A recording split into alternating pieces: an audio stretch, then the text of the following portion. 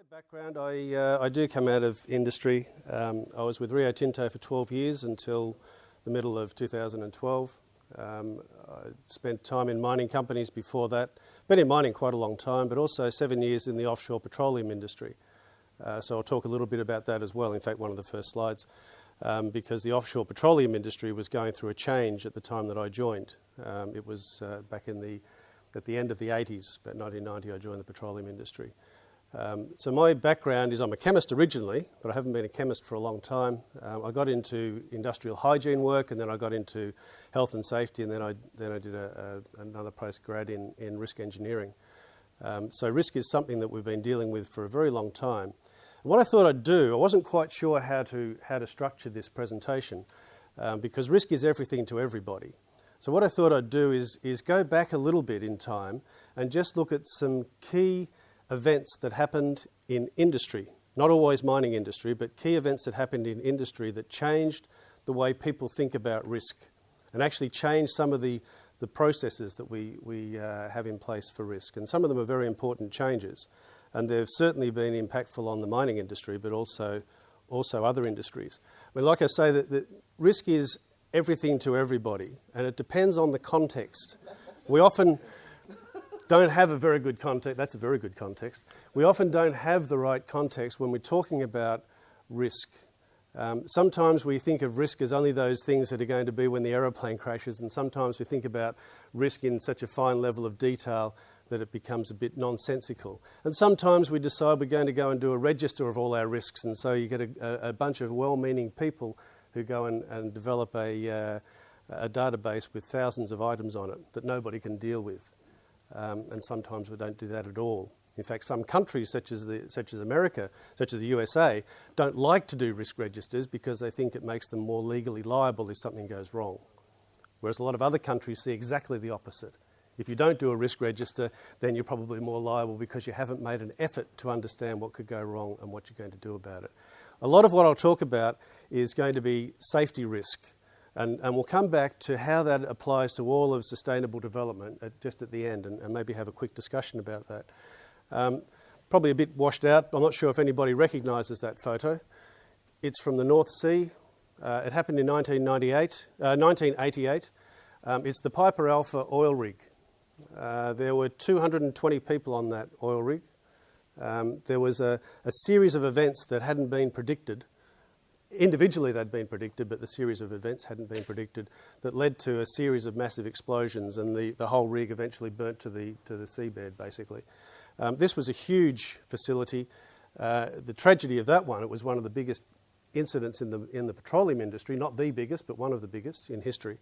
168 people died in that event, so it was an incredibly tragic event and resulted in many, many years of soul searching. The thing that came out, one of the main things that came out of that event was a thing called the safety case. And the safety case was implemented in the petroleum industry, the offshore petroleum industry, sort of globally. Certainly in Europe, UK, in Australia. It came into Australia about the time I started in petroleum, so I got to be at the very front end. And it required each business to describe their facility, which isn't as simple as it sounds, and then to do a formal risk assessment, called a formal safety assessment, where you actually go and calculate risk, and then how that links into the safety management system. They had a lot of these things on Piper Alpha, but they didn't have them structured. And so the law became, or the law required all companies to prove the case for safety case. You had to go to the regulator and say, this is our case for safety, this is how we're going to control risks on our production facility. And they would either accept that case, or they would not accept the case and send you back to do some more work. So it was a different model altogether. But the middle bit, this whole formal safety assessment piece, was quite new. If you fast forward to 2010 in the Gulf of Mexico and the Deepwater Horizon, you probably remember that little event where the rig also suffered a major explosion and major environmental damage. One of the outcomes, it was kind of quiet at the time because there was so much noise going around the event. One of the outcomes of that event, the US, who hadn't introduced safety case, they relied on a thing they called process safety, which didn't do the same thing. One of the outcomes was we need to implement the safety case regime. 22 years later, and doing the same, learning the same lessons over again. It was just a case of the industry believed that they had a good enough system. The fact is they really didn't. This process has saved a heap of lives. If you just look at the history of petroleum and the incidents that occurred, this process has been very, very successful. If I fast forward from that event 10 years, this is a Austrian village, small Austrian village, small mining operation. It was an underground mining operation, mining talc under a lake. And what happened was the crew mined into the crown pillar, the thing that keeps the mine up, basically the chunk of land, or the chunk of earth between the mining workings and the lake bottom. They went too far into that, and there was an inrush of mud, and the inrush of mud caused a collapse of the ground around houses, and eventually that house there is that house there, I think. There was a major inrush of ground. No one was hurt at that stage. There was one person trapped underground. And so a crew of 10 rescuers went underground to rescue that guy, doing the right thing. There were only about 40 or 50 people in the whole business, in the whole operation. And there was a second inrush while they were trying to rescue the first guy, and all 10 perished in the rescue attempt. They eventually rescued the guy through another means. Interesting fact on this, the reason I put this one up, the chairman or the CEO of Rio Tinto at the time was in a taxi in London and heard about this event and said, "Thank God it's not ours." Got to the office and found out actually it was theirs. It was a very small business that was part of an acquisition of a talc business, which had a number of very small operations, some of them only 7 or 8 people. This was one of them. And it was that small on the scale of things that it wasn't even known to be one of that, or part of that overall business. What it did, though, it made an enormous change through Rio Tinto. So where the safety case made an enormous change through much of the petroleum industry, Rio took this up and said, we do not have good enough systems. They spent a fortune getting DuPont in to write a whole heap of safety standards and protocols and systems, which have been in place now, well, since that event, for 15 or so years. And again, very successful in getting Rio Tinto to one of the better safety performers in the mining industry.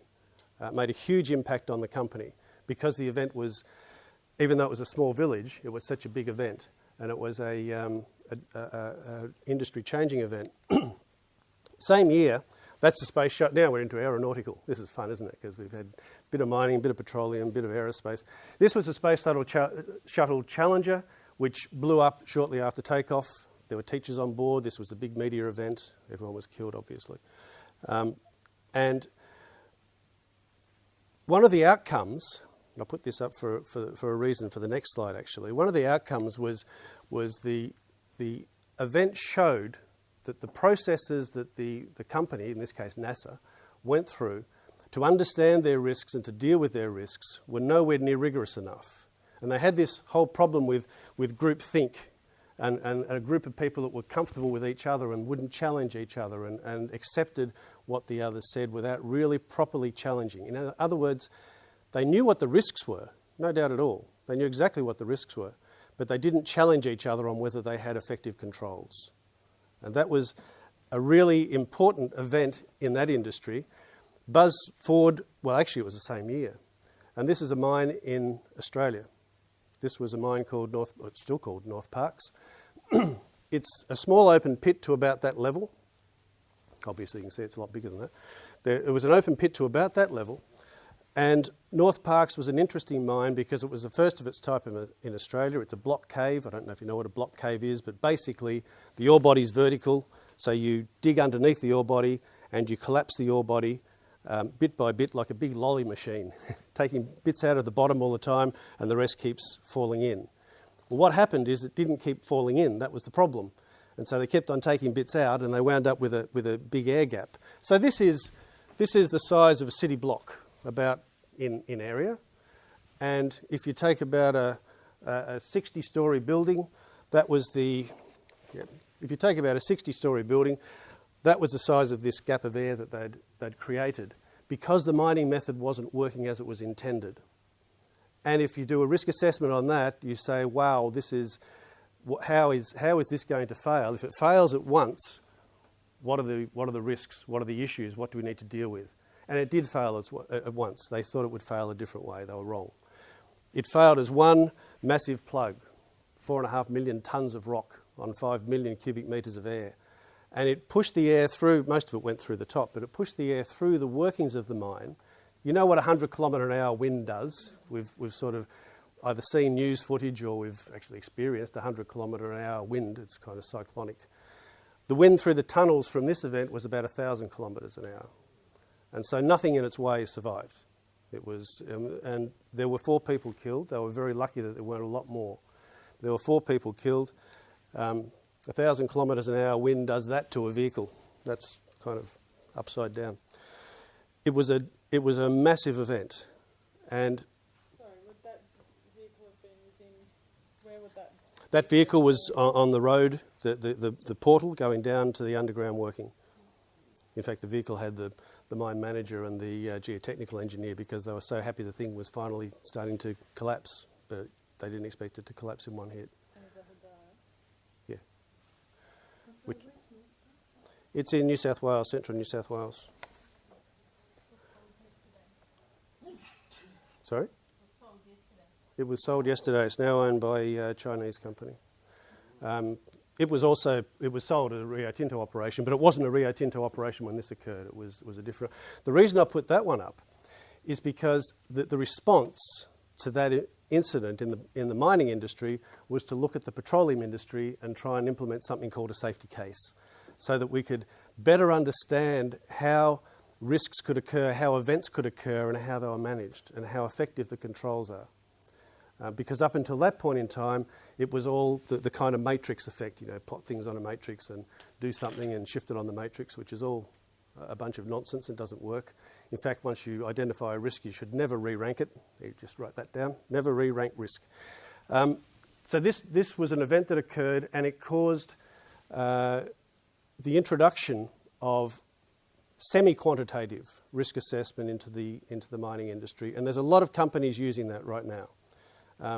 Rio, who now until yesterday, owned this mine, had semi-quantitative risk assessment across the whole business. It became a performance thing for managers. They had to have done these sorts of studies. Other companies haven't gone quite that far, but lots of them have used this process. And it works. It really works. I don't know if people knew there was a major landslide in Bingham Canyon in the United States, so the Rio Tinto operation there. They had done so much work on geotechnical control and stability, they knew almost exactly how much land was going to slide, and within 2 hours of it actually sliding. So going through the process actually works. When you understand what your risks are and you really understand them well, it actually works. What they messed up with that one is it slid in 2 sections rather than just one, and so one section slid over the top of the other and buried half their trucks. They didn't mean that to happen, but there were no people there because they got them all out, because they had done some really proper risk assessment. Now, what all this means, when you look at the approach of the regulator to these incidents, and you look at Piper Alpha, and they say, all these little quotes are out of the actual text, the events had been envisaged, but they were not addressed systematically. So people, or the companies may know what the hazards are, but they haven't addressed the hazards systematically. So they put some sort of control. Frankly, in those days, in the mining industry, it was kind of like, oh, it won't happen.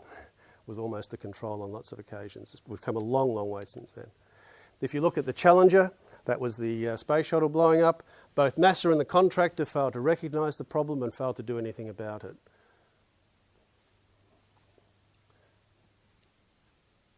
So it's not just the person doing the job, it's the organisation. The offshore safety regime didn't require the right things, so it's looking at regulation as well. When you look at ESSO, this was an event that happened down in Victoria where there was an explosion in a plant.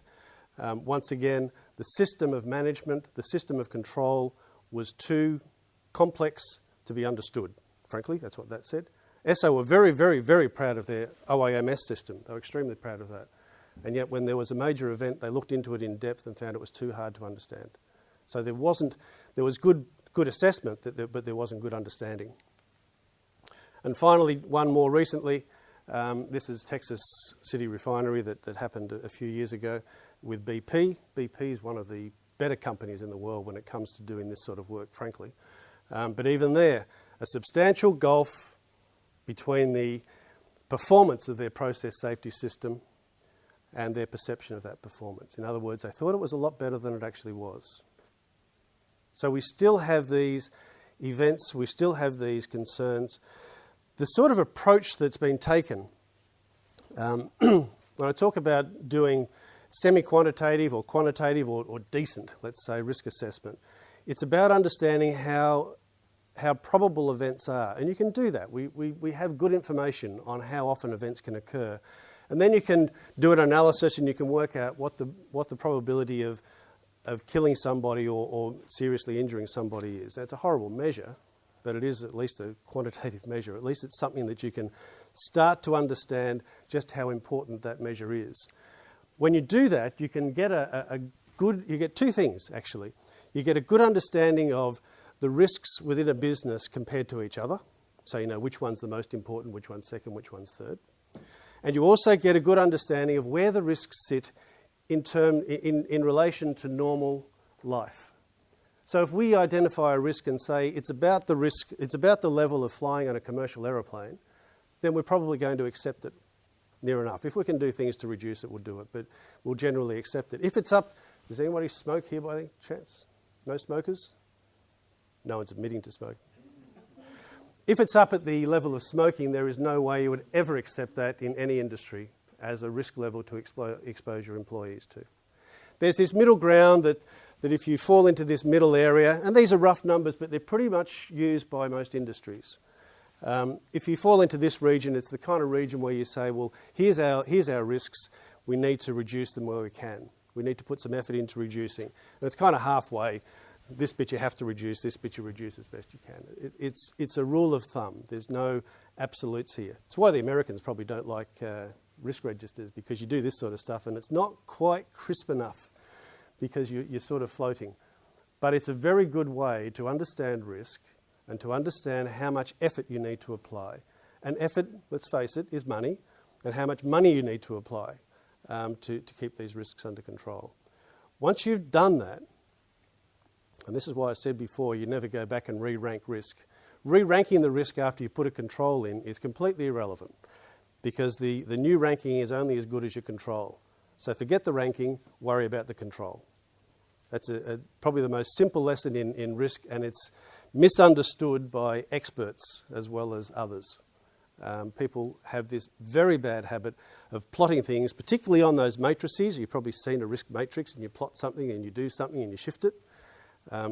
It's going back to one of those comments where you're starting to fool yourself into a sense of control that you may not have.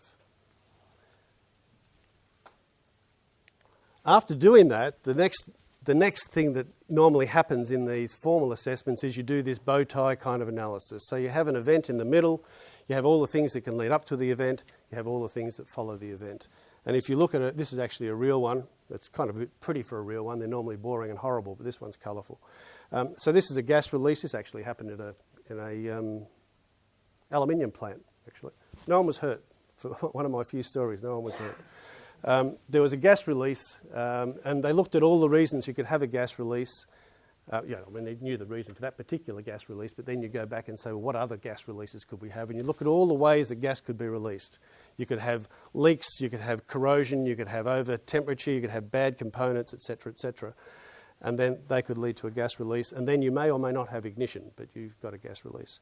And doing that actually showed a couple of pathways that there were no controls. Because all these little boxes are the controls that the company may have in place, or the company does have in place. The green ones are good, these ones are critical and not really working, and the yellow ones are in between.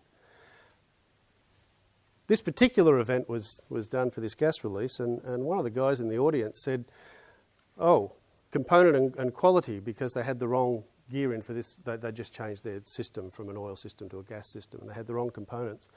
And one of the guys in the audience said that happened to our operation, which is so the other side of the country.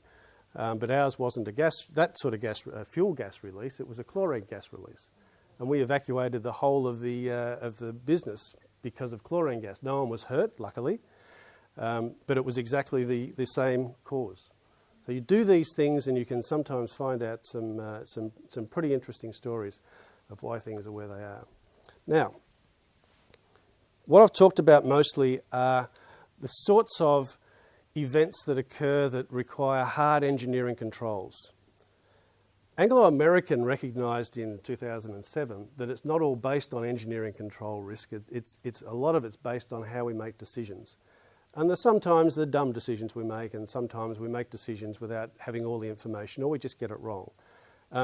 This one you'd have to call a dumb decision. That actually is a real photo. It was not set up. This is a front-end loader shifting a sign. The sign says, "Be careful of heavy equipment." The operator couldn't see out his window because the sign was in front of the window. So he was on a two-way radio to a guy on the ground. They lost contact with each other, and he ran into a car. Now, the car shouldn't have been there. Okay, that's one. But there's a whole heap of other things quite obvious that go wrong when people make decisions, and they make bad decisions because they don't have the right sort of thinking or the culture or the understanding of risk to make good decisions. Another example, that says shot firer. Might be hard to see. A shot firer in a mine is the guy that has the explosives. He drives around when they've got all their holes and things charged up, and he goes around with the explosives that's going to set them off. So he has a truckload of explosives. This is a guy you want to be really nice to. Also a guy you really wish wouldn't smoke. Now, this has probably been something that the person had been doing for quite a long time. Flicked a cigarette out. It didn't land outside the vehicle as it always used to. It landed inside the tray at the back. That's what's left of the tray at the back.